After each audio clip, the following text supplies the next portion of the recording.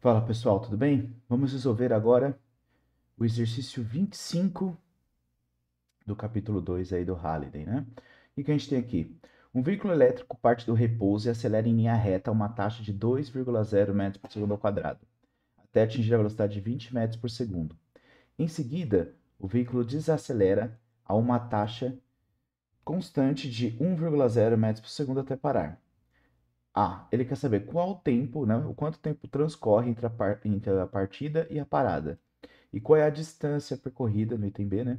Ele quer saber qual é a distância percorrida pelo veículo desde a partida até a parada. Então a gente já sabe, né, que a primeira coisa que a gente tem que fazer é um desenho. Porque se a gente fizer o desenho, vai ficar bem mais fácil a gente visualizar os pontos aqui que ele está mencionando, certo? Além disso, a gente vai trabalhar com o sistema de eixo, fica tudo bem organizado. Então vamos lá. Primeira coisa, ele vai sair, parte do repouso. Então eu vou desenhar aqui, ó, uma bolinha, ok? Então eu já sei que a velocidade inicial dele é zero. Ótimo. Aí ele vai acelerar uma taxa de 2 metros por segundo ao quadrado. Então eu vou anotar aqui, ó. Aceleração, eu sei que é 2,0 metros por segundo ao quadrado. Ok? Então essa aceleração, ou seja, a cada 1 segundo a velocidade dele aumenta 2 metros por segundo. É assim que a gente tem que ler, tá? Vou colocar aqui, ó. Aí ele vai chegar em um ponto aqui que ele vai ter uma velocidade de 20 metros por segundo. Então, vou colocar aqui em verde, ó. 20 metros por segundo. Essa vai ser a velocidade dele. Vamos chamar de V1 aqui. Velocidade V1. Aí depois ele desacelera. Então, vamos colocar a aceleração nesse trecho em azul. A aceleração vai desacelerar, né? Então, é menos 1,0 metros por segundo ao quadrado. Ok? Negativo. Ou seja, ele está diminuindo a velocidade dele 1 metro por segundo a cada segundo. Aí chega aqui no ponto B, no último ponto, tá? Ele faz o quê? Ele para. Então, vou colocar aqui, ó, velocidade final igual a zero, tá? Então, daqui de cara, a gente já pode perceber que vai ter que dividir o movimento em dois trechos, né? Então, vamos por item A. Daria para você pensar de cabeça aqui, né? Ó, ele está diminuindo, ele está acelerando 2 metros, então 2 metros por segundo ao quadrado. Então são 2 metros por segundo a cada segundo. Então, se ele estava em zero e chegou a 20 metros por segundo, o que que acontece, né? Pensa, passou 1 segundo, 2. Passou 2 segundos, 4. Passou 3 segundos, 6. E assim sucessivamente. Aí você contaria até 20, que você deve ter percebido que vai dar 10. Mas vamos fazer aqui, como pela álgebra, né? Então, vamos pegar aqui, ó, o primeiro trecho. O que que eu tenho? Eu vou usar, já que ele me deu a relação entre velocidade e deu aceleração e ele quer saber o tempo, eu posso usar a função horária da velocidade, né? O famoso VVOAT, ok? Então, a velocidade final, eu sei que é 20. A velocidade inicial é zero. A aceleração é 2. E aqui o tempo. Horas, então qual número eu tenho que substituir em t aqui para dar 20, né? O 10. Então eu já sei que o t é 10 segundos. Como eu havia dito, daria para você fazer de cabeça, né? Porque é 2 metros por segundo a cada segundo. Então a cada 1 segundo vai aumentando 2. Quanto você precisa para chegar em 20? 10 segundos, tá? Vamos para o segundo trecho.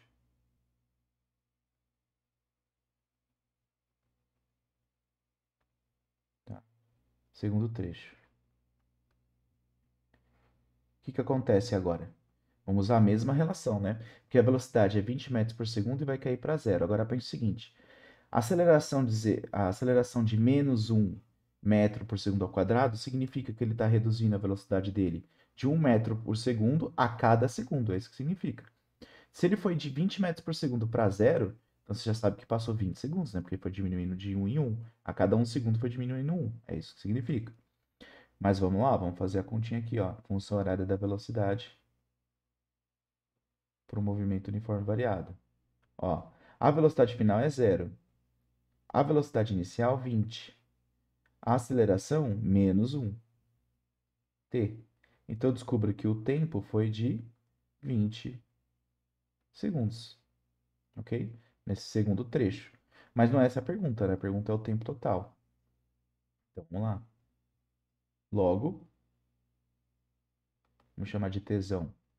Tesão vai ser 10 segundos mais 20 segundos,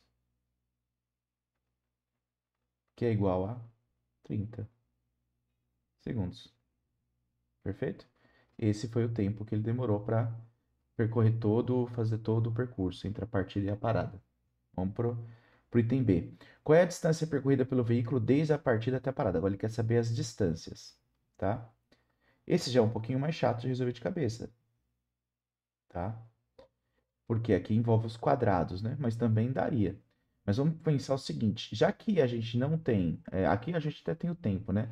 Mas como a gente tem as velocidades, eu acho que fica mais fácil, e a aceleração, mais fácil resolver por Torricelli. Então, mais uma vez, se separa por trecho, ó. Vamos no primeiro trecho.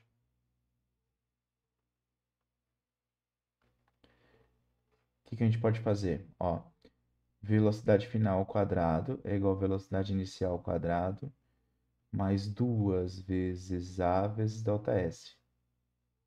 O famoso Torricelli, né? O vovô e vovó em duas asas delta.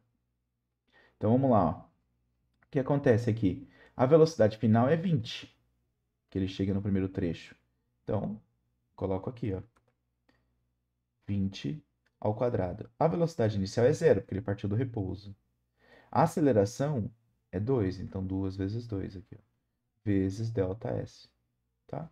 Então 20 ao quadrado vai dar 400 dividido por 4.